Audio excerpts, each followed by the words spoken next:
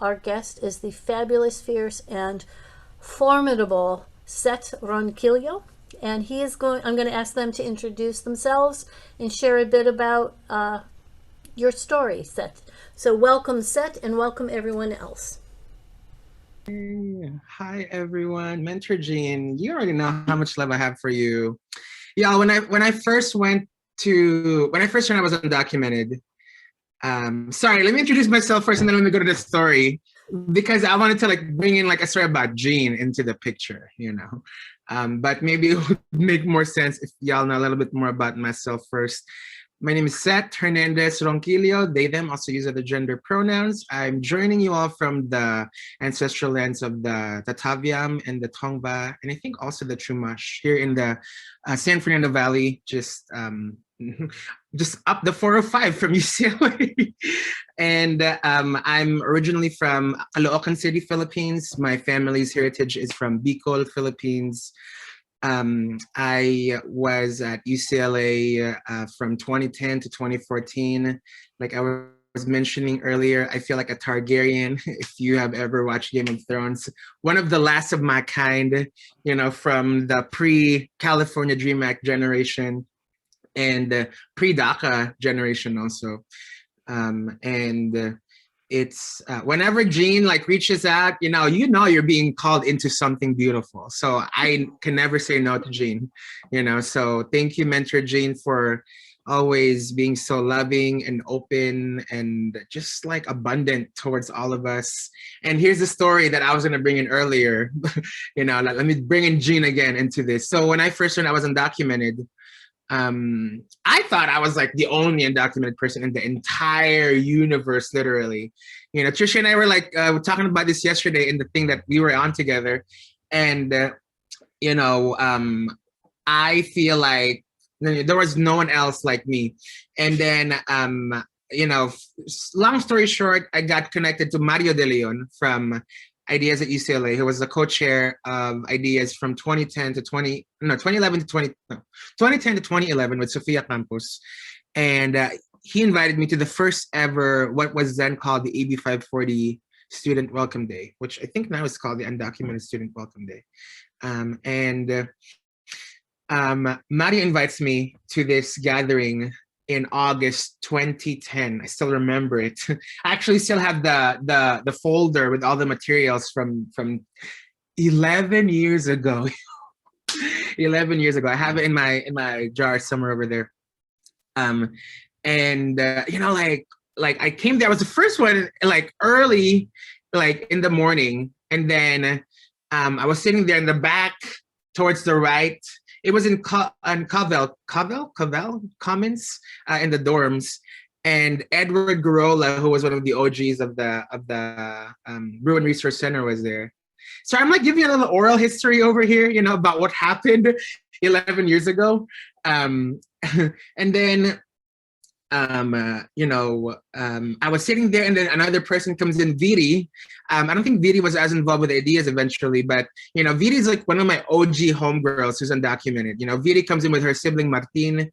And, like we were just connecting. I was like, wow, there's another undocumented person just like me. And it was just mind blowing, and then a lot more people come in. Lynette, that's when I first met Lynette Luna, the incomparable actress, poet, educator, scholar, who's also from UCLA, graduated in 2012. I just like met all these amazing people. And then, this was the first ever AB 540 welcome day. And then we had lunch at the dorms for the first time. And then I remember sitting, like, I was in a row of tables and Gene was there. And, Gene's like got a lot of energy. And I was like, okay, I'm here for Gene. Okay. And then we walk all towards the 580 St. Albans Church, and Gene, and when we entered the church space, Gene was then like just like a very like there's like Pastor Gene, Gene the homegirl, and sometimes you're getting a flavor of both, So I'm just here for like the generosity that's coming from the 580 St. Albans space, and then I grew up also from a very like evangelical Christian community. So what how I understood faith and church in relation to the world was very different. And I think St. Albans, Jean especially, I think was one of the first people that really like introduced me to a different understanding of what that community is like. I guess like in high school in Spanish class, I learned about liberation theology from my Spanish teacher, who was a refugee from El Salvador. And he talked about Monsignor Oscar Romero, and liberation theology, but I never really understood what that was. And I think when I entered UCLA and being acquainted and being in community with Jean and her leadership at the 580 Cafe, I think that's kind of when I saw what that meant in practice. And my older sibling eventually would go to UCLA also, RJ, shout out to RJ, and like just also like, generationally, my family has just received a lot of love from Jean in the 580 Cafe. I go to the Filipino Migrant Center Gala, Jean is there, Jean is being honored, just community, like 10 years later, 11 years later, we're still out here. So that was a long ass tangent. That's not about my undocumented experience, but it's about my experience with Jean. And that's what matters. Well, thank you, Seth. But what I'd really like to hear is your story about coming to UCLA and the challenges that you had to face. Because again, you bring that story of before DACA, before DREAM Act, right, all kinds of hustle going on, and before there were the resources that you and so many other students really fought for. And what it was like to come as this first gen kind of person who thought they were alone. What was that story like, and how did that, this is the whole big question, how did that inform what you do and what you're doing now? Yes. Thank you, Jean, for reeling me back in to the question. That's so key. I gave you one path of the story about my experience at AB 540 Welcome Day. Now I'm going to go to the right, and the same story, but a different path of the same story. So, like I mentioned, I thought I was like the only undocumented person in the entire universe. And then when I went into AB 540 Welcome Day, like there was just like a bunch of other undocumented students and undocumented people that I didn't realize there was other people like me, And I would say, though, that I think, what was really also of interest within that story is that in the space, I think I was one of the only undocumented Asian person in the entire space who's like an incoming student. There was another undocumented Asian student, David Cho, who was one of the founders of Aspire at UCLA, which eventually would become Uplift. He was in a panel, sharing about his experience at UCLA being undocumented.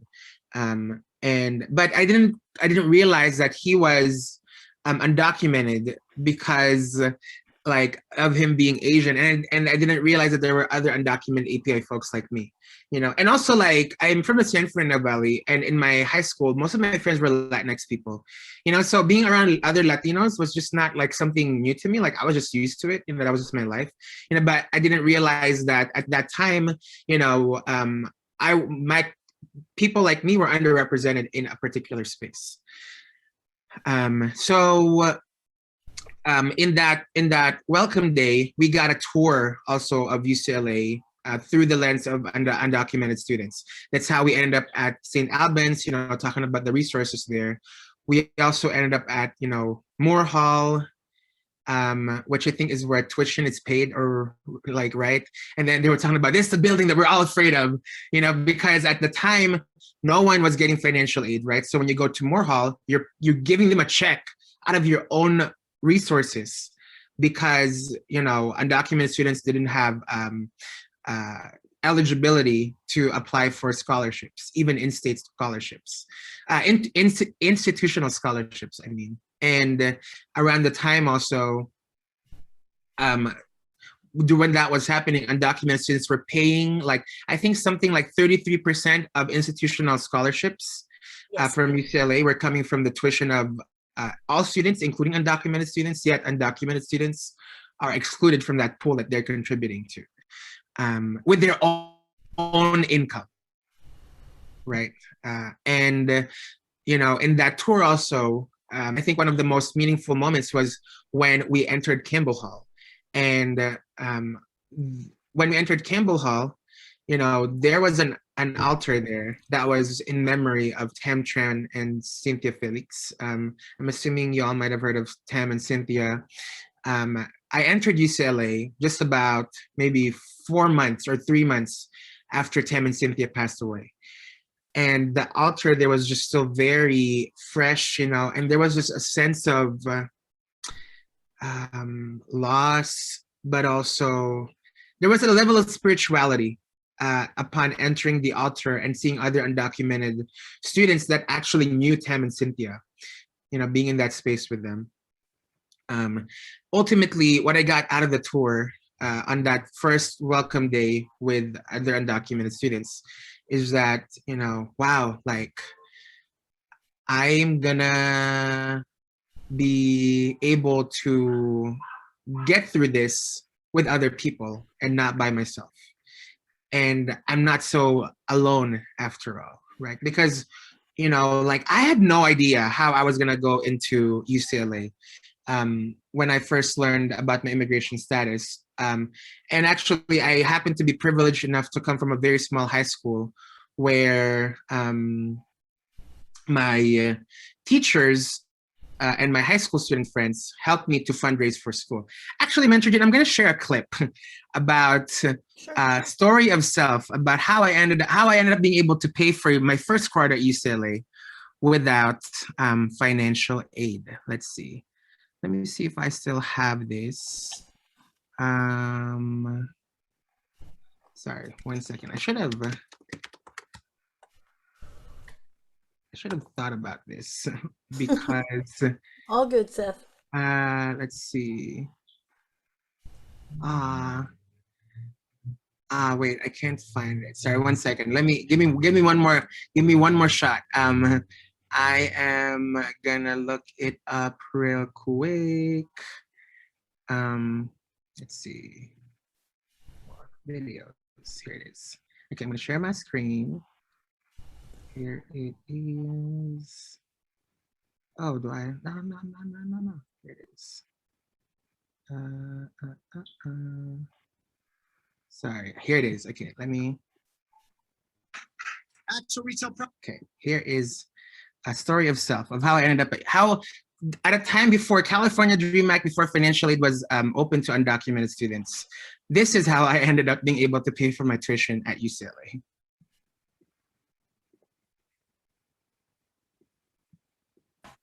Actual retail price, $1,037. Tanya, come on up here.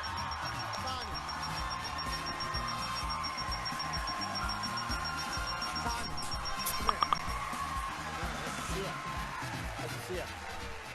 Tanya, check it out. Tanya's wearing a shirt that says Seth for UCLA. She's trying to send a friend, he's valedictorian at his high school, and he's trying to get to UCLA, raise some money. So I hope they do it. In the meantime, what do we have for her, Rich? Well, Tanya, how about this new car?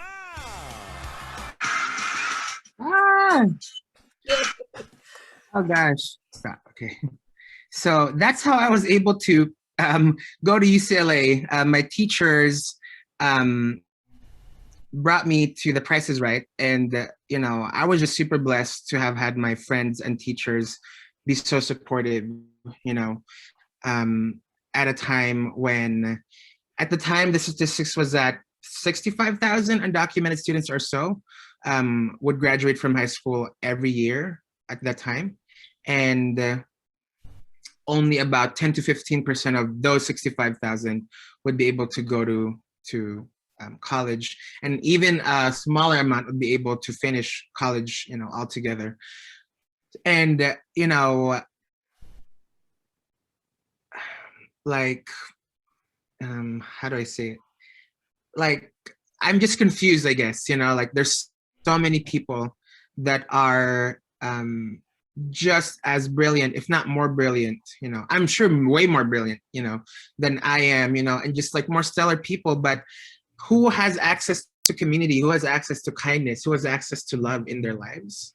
You know, like not all of us get to have that, you know, and I feel like sometimes it's just a matter of where you are and who the people in your life that allows you to be able to get to that next chapter of your journey, because there's the people that are rooting for you, you know. And I think my teachers, you know, and my high school friends, who I'm still very much close to these days, have just been, you know, incredible in my life. And going to Ideas at UCLA, meeting other undocumented students, you know, there became an opportunity to, you know, like lean into a new set of people and organize and grow together, you know, as a community. So all that to say that at a time before the California Dream Act, before institutional resources and support was available from UCLA, it's really community and people coming together, you know, people that have shared lived experiences, which is what Ideas at UCLA is, you know, and it's people who, you know, are just like people who like come from a place of like their own values and standing in their values and being in solidarity with others, you know, and knowing that our struggles are tied with each other. It's not a matter of being saving another community, but a matter of how our struggles are all interconnected, right? And you know, that's where folks like Jean comes in, how folks like my teachers come into, you know, the picture. And yeah. That was beautiful, Seth. Thank you. I mean, just sharing the story. And I want to just pick up on a couple of the things you said with, you know, it's about the community and finding the compassion and the care and the kindness that institutions most often in political systems don't offer us. And so I'd just be curious to know if you could just share a little bit about what you're doing now and how that background and foundation of care from community and beginning to see yourself as part of a greater connection, how that's informing what you're doing now and what are you doing right now? Yeah, thank you, Jean, for that question. You know, when I entered UCLA, I think over the last 10 years, who I was in 2011 and 2010 when I first entered UCLA, you know, I was a person who was like this young person. I was like, I know everything, you know, and like I deserve this kind of situation, you know, like I'm a hard worker, you know, like I deserve a place here, you know. And I feel like what I'm trying to get at is I was very immature, you know, when I first entered UCLA. I've grown, not grown, I've changed, you know. I don't necessarily if it's grown, if she's grown or she isn't grown, you know, but she's changed, you know, over the course of the last 10 years. And who I was when Jean first met me is not who I am now. Actually, another person, Jiho, I'm not sure if y'all work with Jiho, you know, but Jiho was doing interviewing me for a study that she's doing.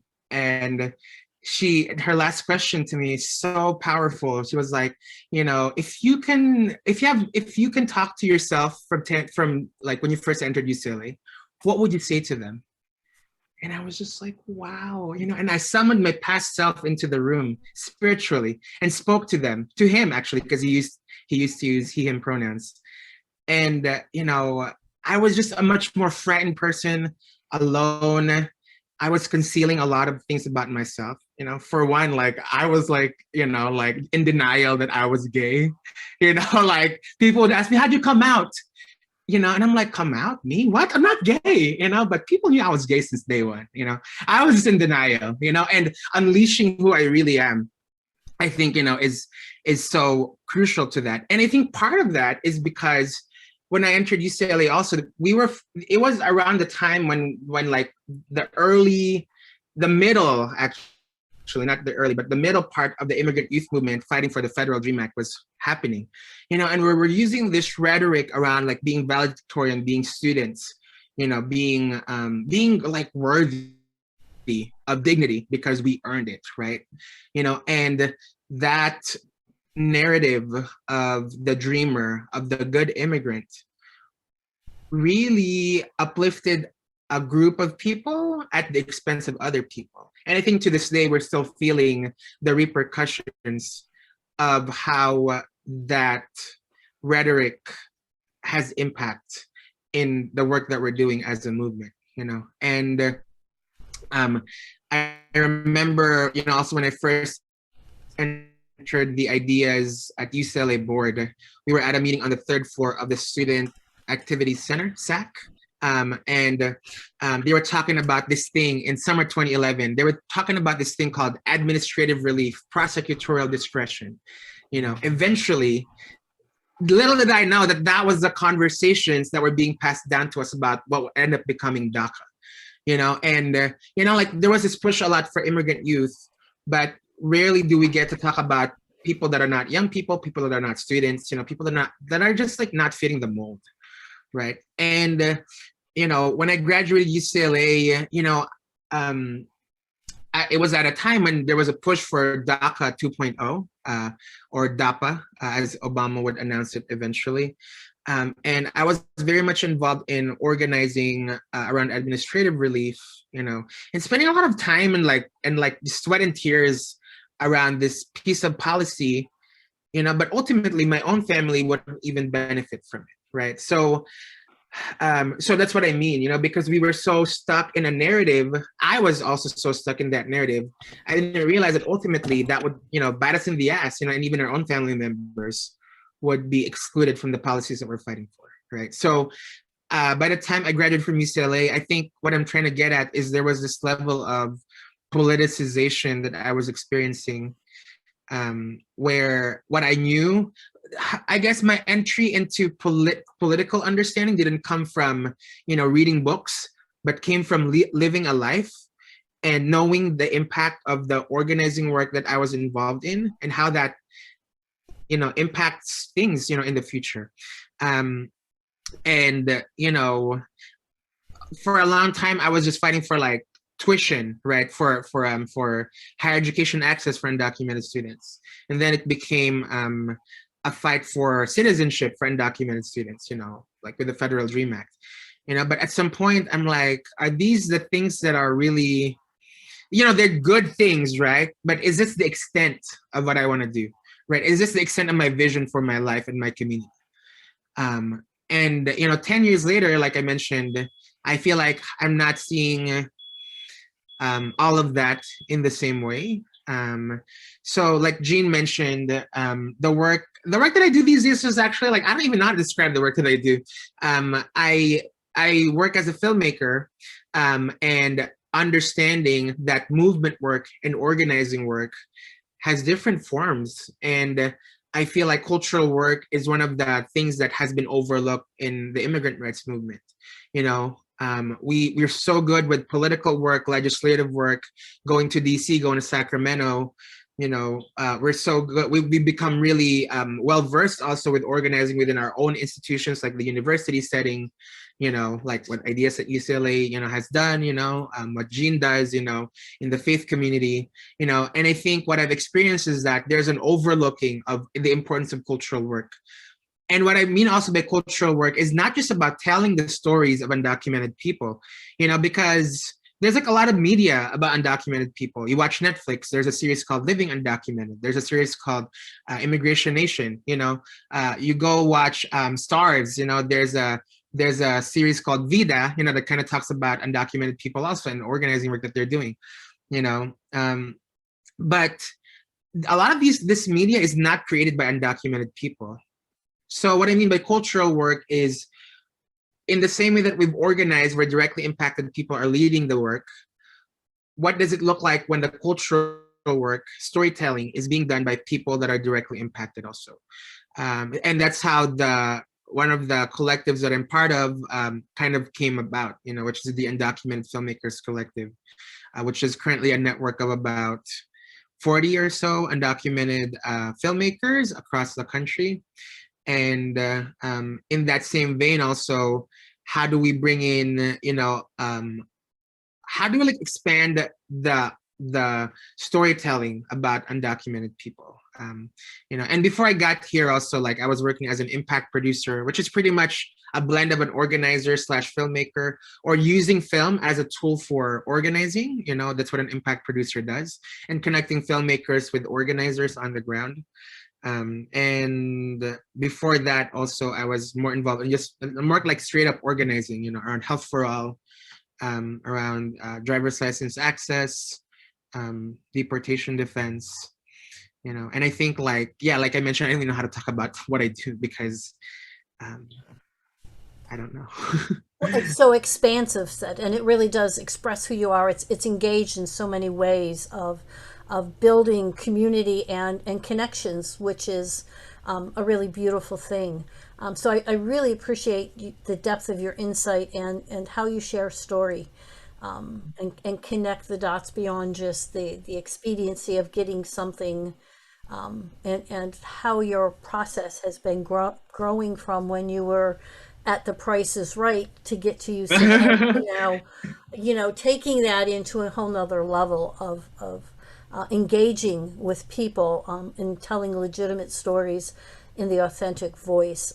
And I think that's where our healing and our hope for the world comes from, is lifting up those stories. And so I don't want mine to be the only questioning voice here or person of interest for you.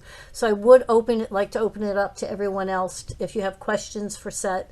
And then we'll wrap it up, Set, at the end, if you just want to, and share some insight you might have for how to continue telling and sharing stories. So if anyone else has questions or comments they want to share, now's the time, please. Or Set, if you have questions for us, I guess we can throw it back at you. I love that mentioning. Yes, I was actually gonna say, if folks have anything to share, I'd love to know more just about like Seti and Hejung, about like the work and also of course like Bona is in the room, Trisha, I haven't seen Trisha in so long, but yeah, like I'm just also curious about like how y'all doing, like not even about any of this, like how are you also, like whatever you want to share, I'm here. Hello. Okay, I guess I'll go first.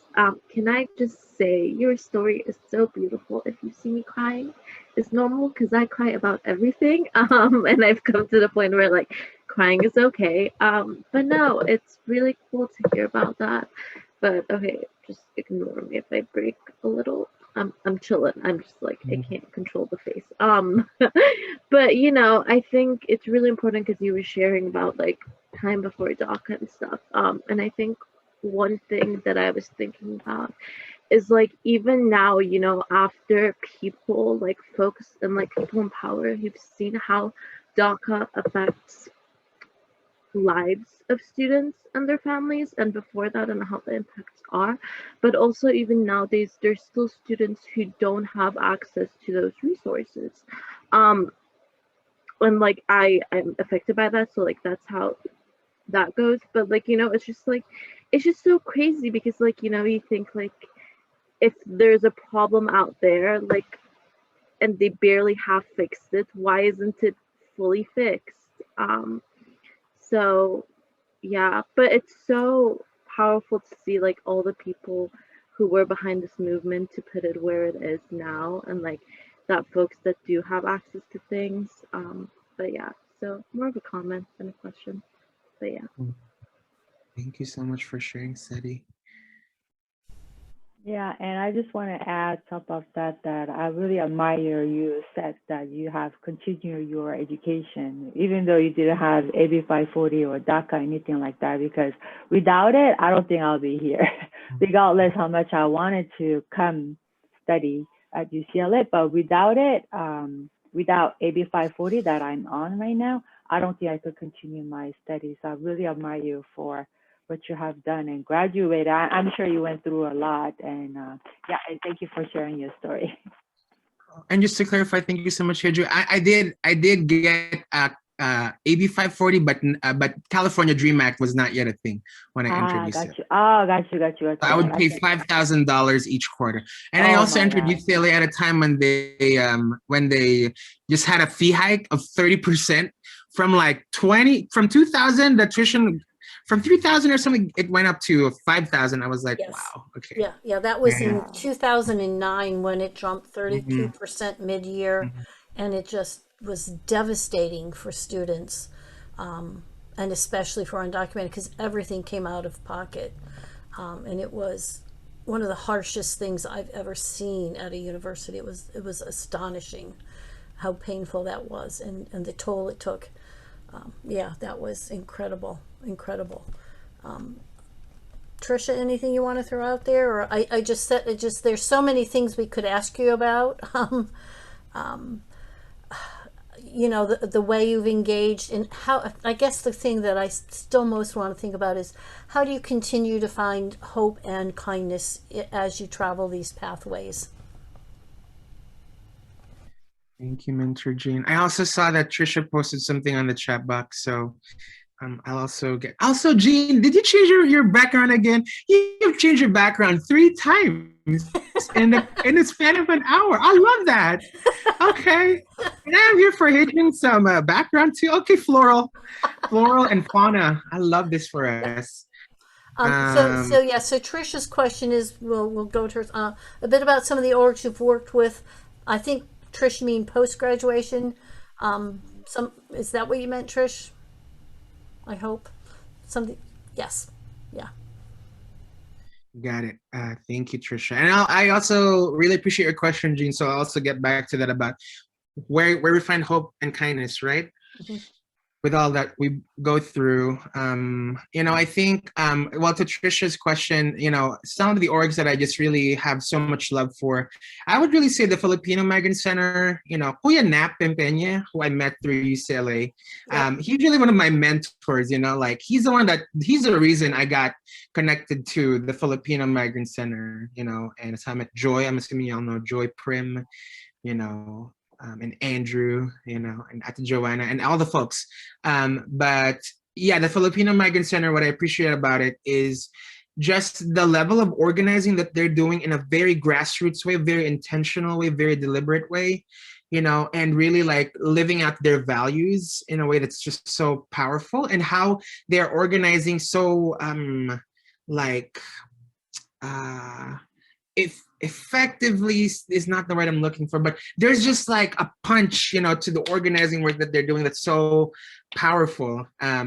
Organizing with labor trafficking survivors, organizing locally in Long Beach, and with the Filipino Migrant Center also comes Migrante, Anak Bayan, and the other orgs, And I think I think that was so important in my politicalization as a person, because through the Filipino Migrant Center, I kind of understood the impact of imperialism and colonialism in my experience as an undocumented person, and how that kind of ties into the reason I'm here in the US, why I'm undocumented, and how a framework of immigration reform that just looks at immigrants in the US in a vacuum is very limited, very tunnel visioned. And we really got to expand how we talk about immigration, where it also looks into capitalism, into US imperialism,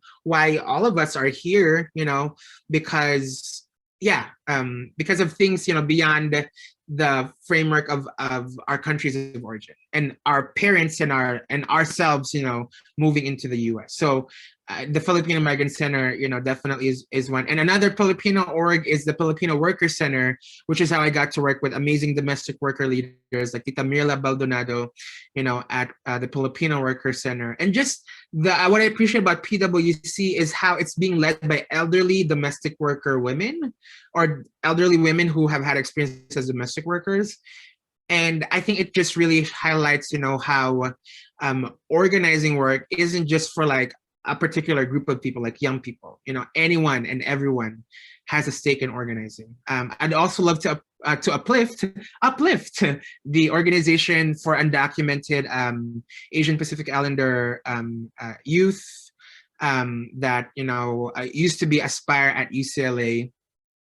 That's being led by powerful badasses like Madison Villanueva, Madeline, her sister, and Anthony Nang, and just really like amazing work, with locally in LA with undocumented Asian Pacific Islander people. So I think those are some of the orgs that really come to mind, and I just have like a lot of like love for like folks that work with day laborers and domestic workers, so I'll give a shout out also to NDLON, the National Day Labor Organizing Network, which I think has like just a really powerful framework around the work that they're doing. Also Proyecto de Jornaleros at UCLA. So those are some of the orgs that, I'll just share. In terms of what Jean was mentioning earlier about, finding hope and kindness, I think like to get through life, like it takes some, you know what, Jean? Here, actually, I wrote a poem about finding hope. Maybe I'll share it with you all. Let me get my notebook real quick. I wrote this poem some time ago about finding hope because I was at a place in my life where I just couldn't find hope. So this poem is called, what is this poem called? Spark. This poem is called Spark. Sorry, yes. It goes something like this. Whenever they ask me what gives me hope, it feels like they're asking what helps me cope. On sturdy knees, I try to stand, but even trees sink into sand. Where do I turn to find peace and patience when nothing in this world even makes sense? People with courage conquer their fears, but I'm just discouraged. All I've got is tears. I've seen leaders and preachers act like they're stronger, pretending to bear boulders on quivering shoulders. That's why the world just revolves and never evolves as new problems unsolve what answers might solve. We've been fighting mutations of undying injustice, but it's like no generation has ever grown up in justice. If the long arc of history really bends towards justice, are centuries not enough to even kiss its surface? I could only wonder how those before me pulled through. They searched for something better, for a world that's brand new. My parents, grandparents, ancestors, predecessors, who were not content to live lives that were lesser. They gave me this present that they hoped would be better than the past they could have resented, but didn't let fester. Did they think of me? Did they think of now? Back then, did they see these moments of doubt? When their world grew dark, did they find a spark in thinking that you and I will breathe under the sky? You see, they saw past their scope when they fought for the future. Who knows if that's hope, but I'll take it so I can go further. So that's my meditation on hope. Yeah, I think like what gives me hope is thinking about those who were before me, And I think also like, I really look up to Grace Lee Boggs, who I learned a lot from. And Grace Lee Boggs talks about, changing yourself to change the world. And Alina, hey friend.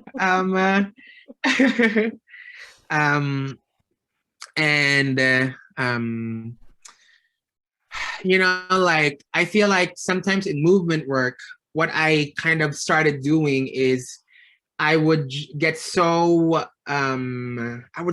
get so tunnel vision and focus about the day-to-day work, and I forget to think about myself also and how I as a person have gone through a lot of trauma and how I need to heal from that, And if I feel like sometimes in movement work, what I have experienced, this is just me, but I think sometimes what I've experienced in movement work is that we're also focused on like just doing the bigger work that we forget to also work on ourselves. And ultimately what ends up happening is like we're a bunch of unhealed people like working towards something, but in the course of that, sometimes we end up harming each other, So how do we invest as much energy in healing ourselves and like being present for each other in our healing journey, which is so difficult, because healing, just like organizing work, is fucking difficult, and like how do we just be and like breathe with the moment spaciously that we're in, while also not losing sight of the bigger picture that, you know, involves all of us. So how do we like embrace all of that together? You know, I think that's kind of like navigating that, you know, I think is my journey around hope. And you know, I think kindness, I'm just so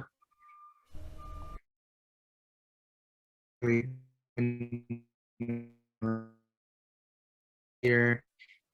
Not everyone has access to the same kindness and love I have had experienced, you know. And that's not to say that I have never experienced harm, you know, because I have, you know, but I've also been blessed by a lot of love and kindness. And you know, like Jean, for example, you know, ideas at UCLA, who are like many of whom are still my BFFs to this day. And yeah, like,